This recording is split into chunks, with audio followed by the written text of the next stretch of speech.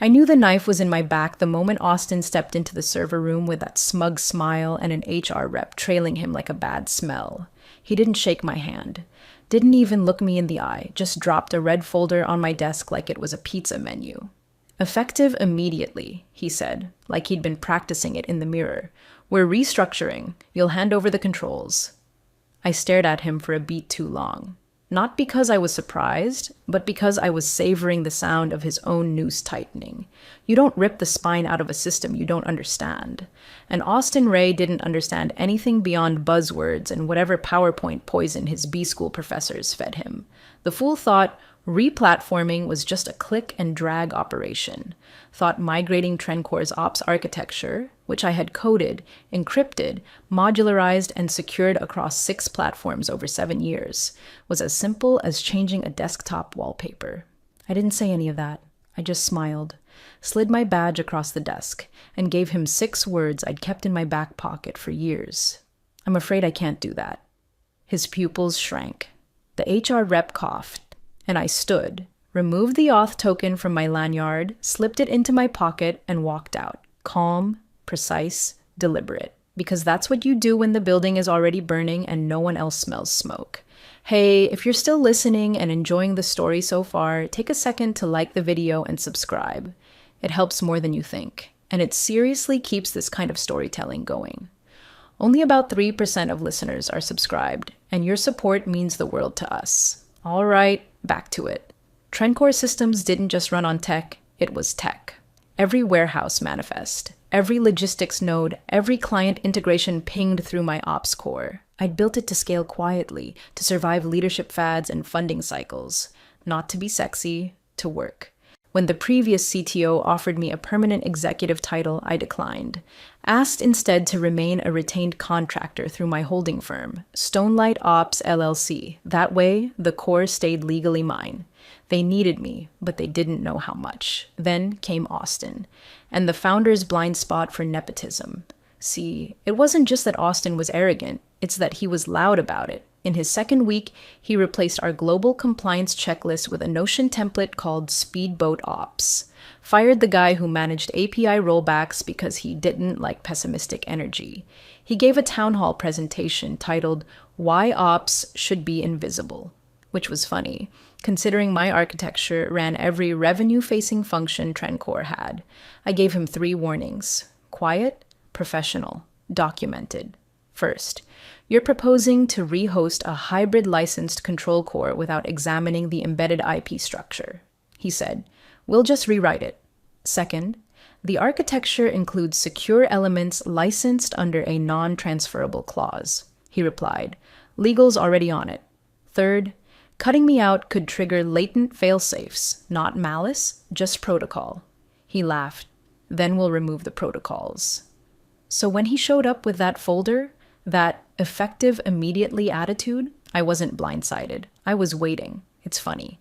You spend years doing quiet, invisible work, optimizing background syncs, refining predictive caching, negotiating API handoffs down to the millisecond, and people start believing it's easy, like it just exists, until you're gone, and the lights don't come back on.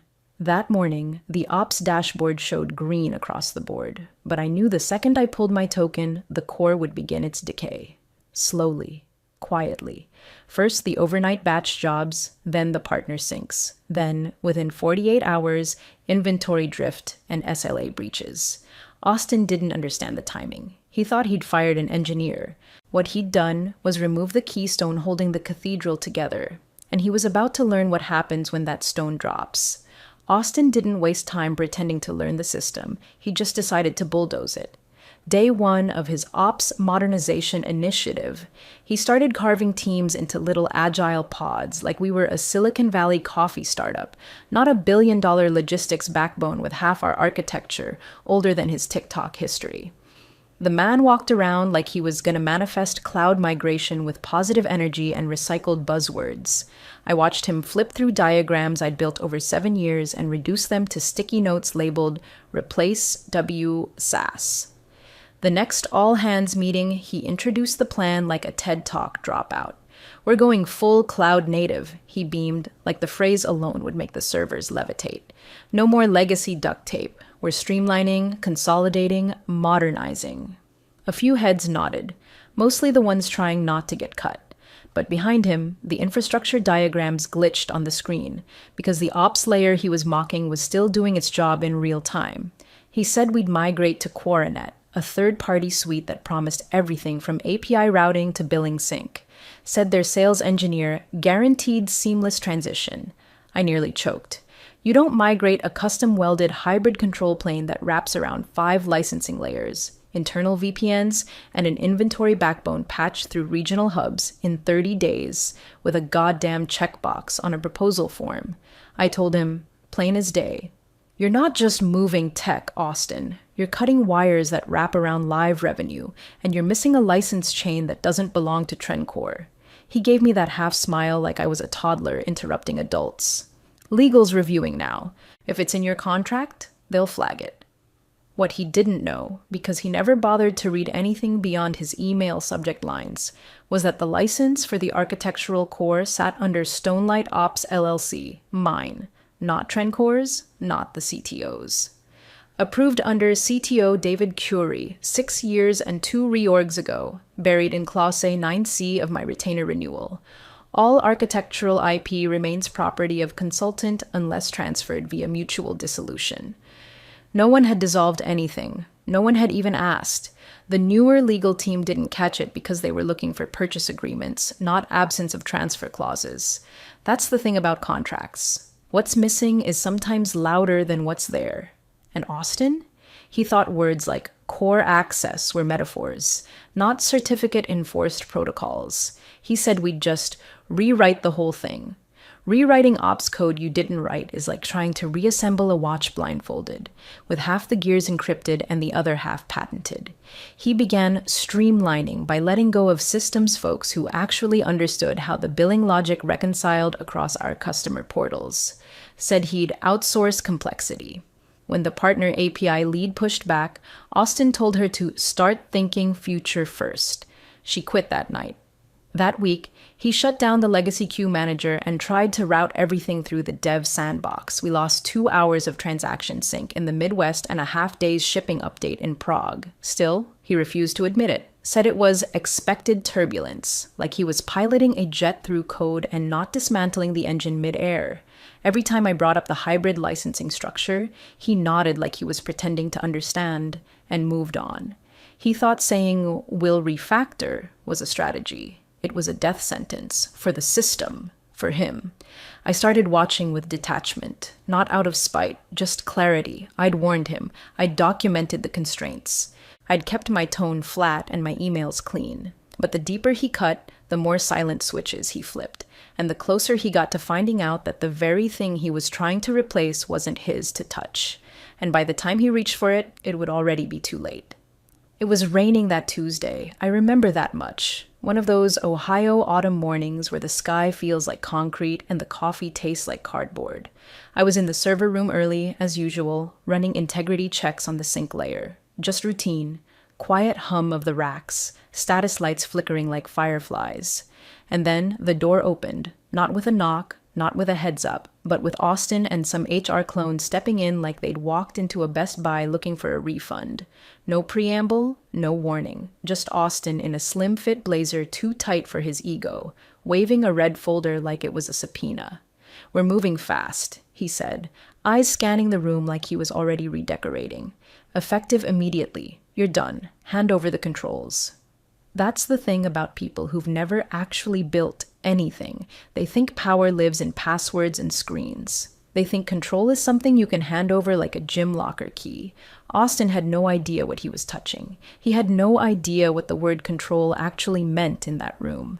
I stood up slowly, like someone rising from a chessboard after placing the final piece. Not angry, not shaken, just still.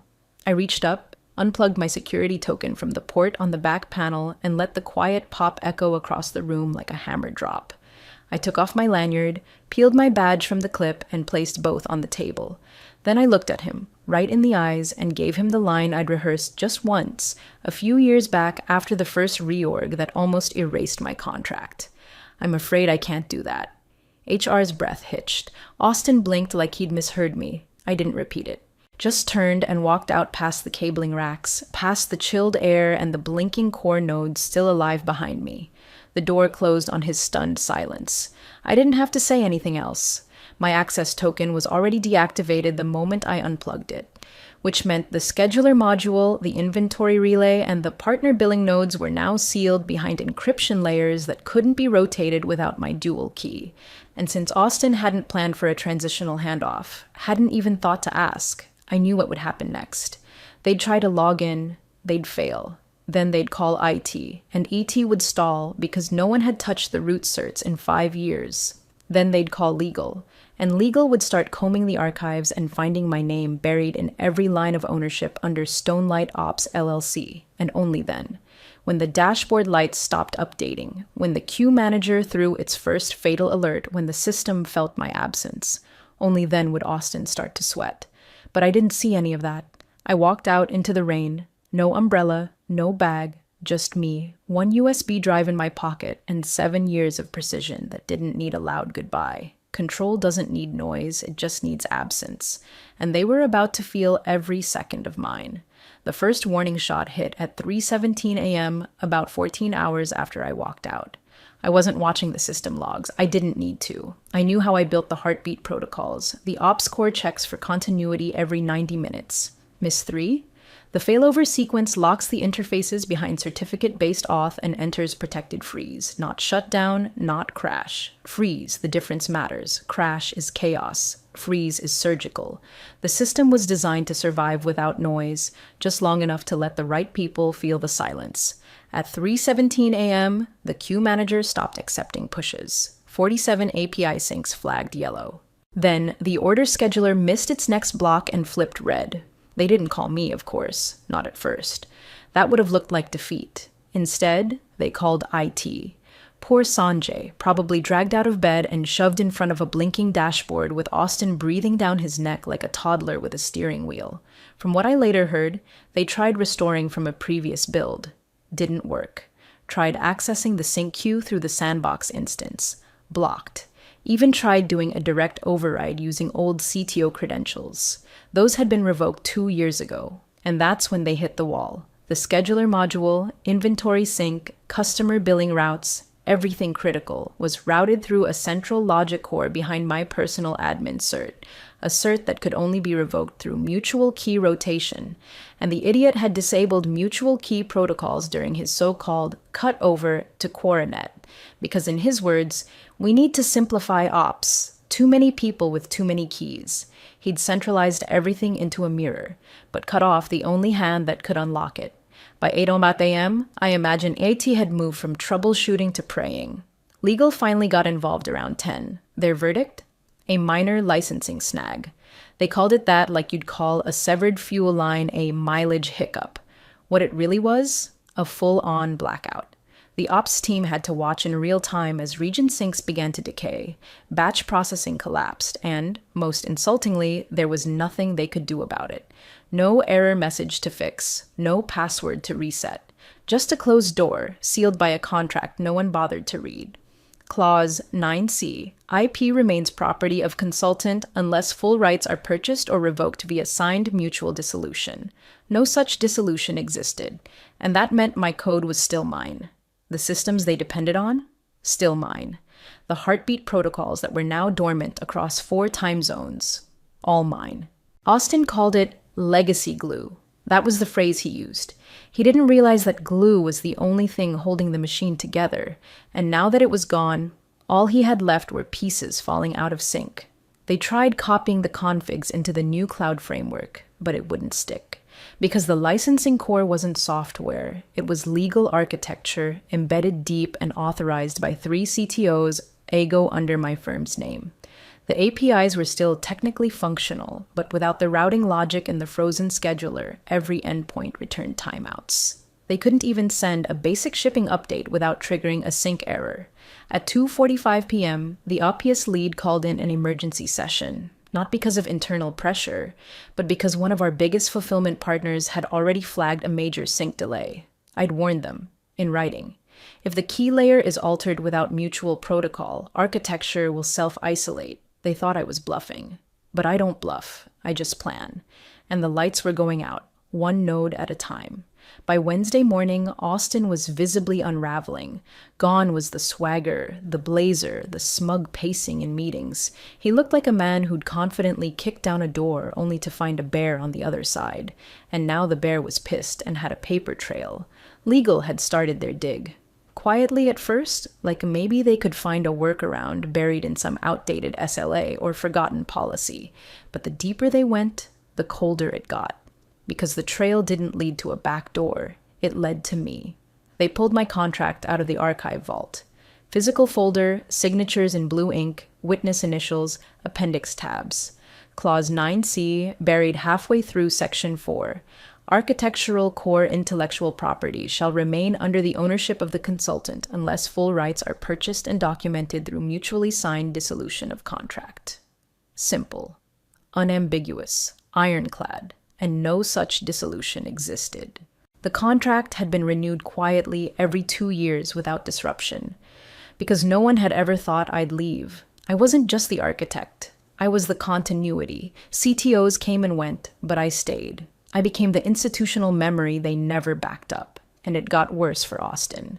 Because deeper in the addendums, a clause flagged by legal's own paralegal sent the entire ops team into freefall.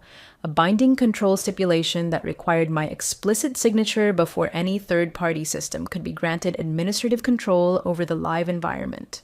No signature, no handoff, no access. They could build a replica, sure. They could diagram and guess, but they couldn't touch the heartbeat protocols, the sync map, or the core scheduler that governed client-side coordination.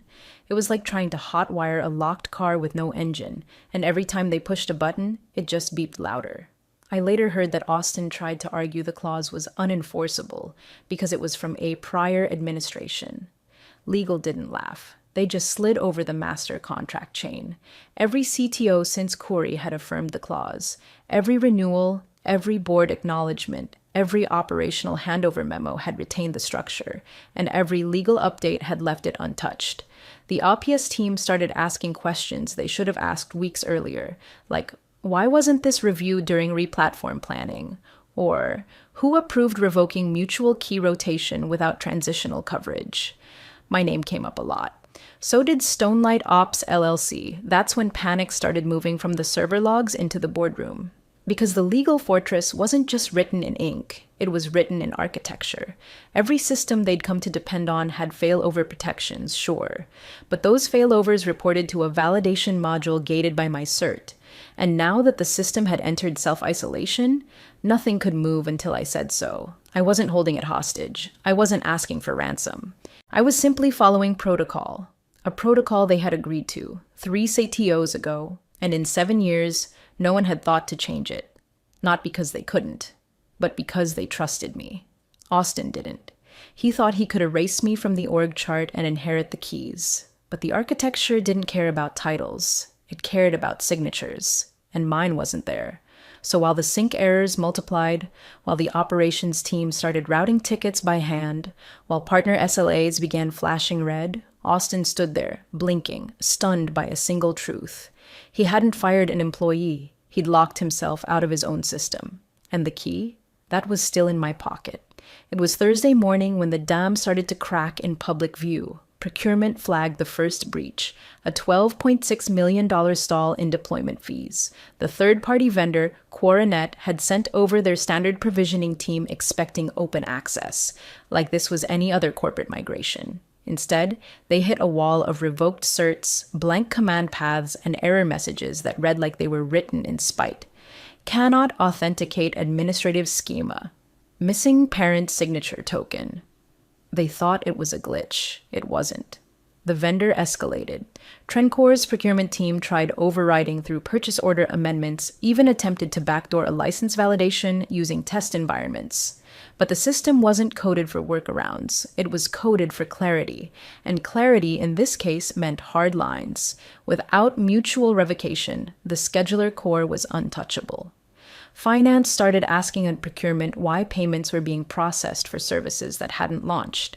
Legal flagged the issue up the chain. Again.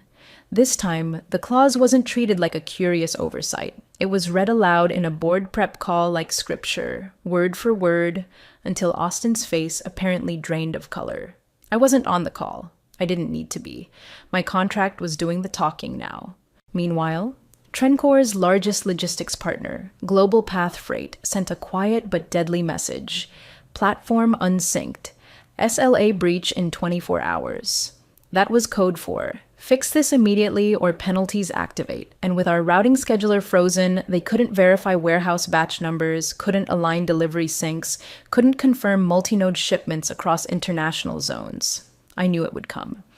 I had spent years refining that sync layer, built it to self-throttle if fed inconsistent data. A safety mechanism, one I documented a dozen times, but now it was activated by incompetence, not disaster. Global Path gave them a deadline. 24 hours. That meant Friday at noon. 1 minute passed, and the penalties would hit like a hammer. And I was busy, yes, just not with them. While Austin ran in circles, while legal buried itself in the very paper trail I'd built for this moment, my firm, Stonelight Ops LLC, filed a simple, clean update with the regional tech regulator. It wasn't loud. It didn't need to be. One line. Change of control advisory per section 18. That phrase meant something to those who knew. It meant the architect of record had stepped away from system oversight, that the license owner was no longer under active engagement. It also signaled potential operational instability for any connected partners, triggering quiet alerts across the supply chain, red flags that didn't say panic, but said pay attention. Vendors noticed, auditors noticed. That's when the inbound calls began, not to Trencor, but to me. A compliance officer from one of our security cert agencies reached out, purely procedural, asking for clarification about the advisory. A data integrity consortium pinged my firm's help desk about infrastructure replication rights. Even Global Path sent a veiled inquiry about consulting services. Should expertise be required under alternate conditions? Alternate conditions. I liked that. By Friday morning, the company was no longer trying to fix the system. They were trying to understand it. Austin stopped holding meetings. The founder had been briefed. Rumor was, the board wanted an independent review of the ops layer, but there was no independent, just me. Every line of sync logic, every dependency rule, every SLA alert cascade, I'd written it. I'd bound it to the architecture. I'd bound it legally to myself. They could scream, panic, escalate, threaten, but systems don't respond to emotion, they respond to design. And the system? It was responding exactly as I intended. Austin tried to call around 6:40 a.m. on Friday. His number lit up twice on my second line before I blocked it. No voicemail, no message, just the panic of a man realizing the map doesn't match the territory, and the person holding the compass no longer works for him. A few hours later, a sharp email came through from their outside counsel. Polite tone, heavy with desperation. They were requesting clarification on prior licensing constraints and potential reassignment pathways. My attorney at Weller & Lott replied within the hour, "Our client is under no further obligation. Per Clause 9C, IP remains the property of Stonelight Ops LLC. No reassignments are authorized, no advisory agreement exists." That was it. A 2-paragraph coffin lid on Austin's last remaining fantasy of salvaging control. The fallout began leaking beyond the firewall. No press yet, but insiders talk. Partner firms started whispering. Questions floated around back channels like smoke. Did you hear about the OPS lockout at Trencor? Something about legacy ownership. Didn't she used to build their core system? My name popped up more than once. So did the name Rivetron Systems. A whisper at first, then louder. I wasn't trying to gloat, but the momentum has its own gravity. Rivetron had just landed a federal logistics contract, a massive tender for a Department of Transportation automation overhaul. And their new backend, it hummed, clean, fast, stable. It didn't crash under dynamic load, it didn't bleed errors during batch reconciliation. It looked familiar, because it should have. I hadn't stolen anything. I hadn't lifted a single byte from Trencor. What I'd done was simple. I architected better. I used everything I'd learned over 7 years of watching my own code keep a brittle empire from collapsing. Then I rewrote it cleaner, smarter, and leaner for someone who actually listened. Rivitron had approached me months ago, quietly, just exploratory at first. "We're scaling fast," their COO had said. "We don't want someone to manage operations. We want someone to own them." I didn't commit. Not then. But I laid groundwork. Parallel paths. It was just due diligence until Austin made the choice for me. And when he did, I already knew what came next. I wasn't boasting. I didn't post on LinkedIn. I didn't send gloating texts. What I did do, what I always do, was move pieces behind the scenes quietly, precisely. Stonelight filed a second advisory with the tech regulator. Routine again. This time, architectural engagement initiated with Rivitron systems effective immediately. Another formality, another signal for those watching closely. The procurement heads at Trendcore weren't watching, but their clients were. Global Path sent a notice of pending review to Trendcore's compliance lead. NetBridge Partners? Pause the upcoming integration release. Their silence said it all. No one bets on a platform with no owner. The irony? Austin still thought the issue was technical. He still believed he could code his way out or hire some DevOps team to break the lock. But it was never about code. It was about control. And I don't reclaim control with threats. I reclaim it with leverage, with timing, with execution.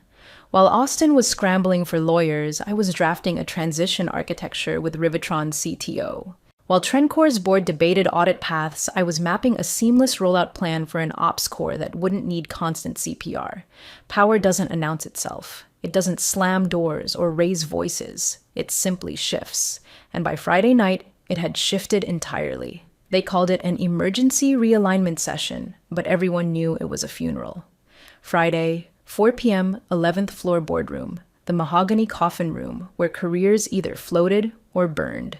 I wasn't there, obviously, but I had friends who were, people who owed me quiet favors, people who still understood where the real bones were buried.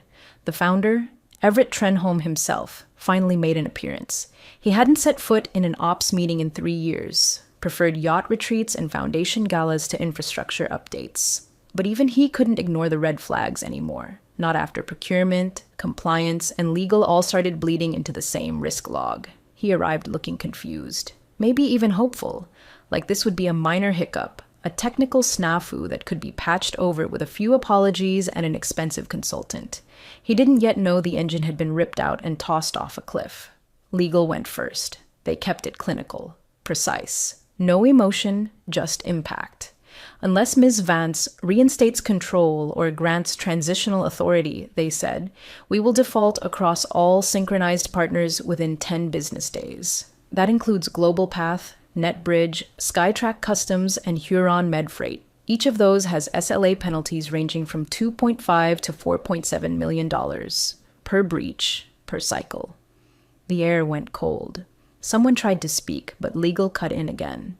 The architecture was never legally transferred. Our internal review confirms Clause 9C is intact and enforceable. Furthermore, per Addendum 2B, no third-party rehost may proceed without her direct signature. The attempted deployment by Quoranet lacks operational authority and is currently in violation of regulatory disclosure rules. The word violation landed like a brick. Then came the slide, the one with the timeline, each missed sync, each blackout, each unanswered partner inquiry. The board absorbed it in silence, eyes bouncing between charts and contract text and the little red banner at the bottom that read, "No administrative cert on file." Everett leaned forward, slow. He looked like a man realizing too late that the fire wasn't just on the horizon, it was under his chair. "Wait," he said, "she still holds the license?" The legal team nodded once, and has not agreed to release it. A long pause. Then he turned, full swivel in his chair, to face Austin. "Did you fire the license holder?" The silence after that wasn't just awkward. It was biblical. You could hear shirt fabric shift, hear someone set down a pen too hard. Austin didn't answer right away. He looked down, tried to shuffle a page, but his hands were shaking. Her role was operationally redundant." Everett just stared. then blinked, then said 2 words, soft but sharp. Get out. Austin didn't argue, didn't stammer, just stood, gathered his tablet, and walked out with the gait of a man who finally understood what he'd broken. He didn't say goodbye. He didn't make eye contact. One of the junior board members whispered something about succession planning, but Everett raised a hand. The conversation was over. For years, I'd been invisible in that room. A line item, a box to check, a reliable cog in the machine. Now, my absence was the story. No speech, no vengeance, just consequence. And in the echo of that boardroom, they all finally heard it. It happened quietly. Not with a press release or a flashy keynote or some corporate puff piece about innovation through disruption. Just a footnote in a quarterly regulatory filing. Rivetron Systems appoints Eleanor Vance as Chief Operations Architect, effective immediately. No interview, no photo op, just a name, a role, and a timestamp. But for the people who mattered, that line landed like a thunderclap. Within hours, their homepage changed. Barely noticeable unless you knew what to look for. Down in the footer, next to the compliance badges and partner logos, a new line of code appeared in muted gray text, powered by Stonelight. No flourish, no fanfare, just a fingerprint. That same afternoon, Trencor's stock dropped 11% before noon, then another 12% by close. By the end of the week, they were down 23%, and the phones in procurement were ringing off the hook, not with orders, but with cancellations. Not loud, just steady. Global Path issued a formal statement announcing a strategic reassessment of systems alignment. Huron Medfreight switched their integration priority to alternate vendor pathway. Even NetBridge, who had been with Trencor for a decade, paused their Phase 2 rollout and began exploratory conversations with other providers. They weren't chasing me. They were following the architecture, and the architecture had moved. Inside Rivetron, I was already rebuilding. Cleaner, faster, smarter. The same core principles I'd honed in silence for 7 years, but this time with full autonomy. No boardroom skeptics, no swaggering MBA nephews, just code, trust, and results. I didn't need to say a word. Austin, from what I heard, was gone. No LinkedIn update, no goodbye memo, just a scrubbed nameplate, a few broken Slack threads, and a reputation left dangling in the space between arrogance and consequence. Some said he went west. Others said he joined a startup in Seattle under an alias. I didn't care. He had walked into a house he didn't build, set fire to the foundation, and acted surprised when it collapsed under him. And Clause 9C, still active, still ironclad, still mine. The board never tried to challenge it. They couldn't. The language was too clean. The chain of renewals too tight. The ownership structure too well fortified. They could scream about loyalty or legacy or hurt feelings, but contracts don't feel. They only hold. I never raised my voice, never made a scene, never posted a single line of defense on social media because I didn't need to fight for control. I designed it. And when it was time to go, I took it with me.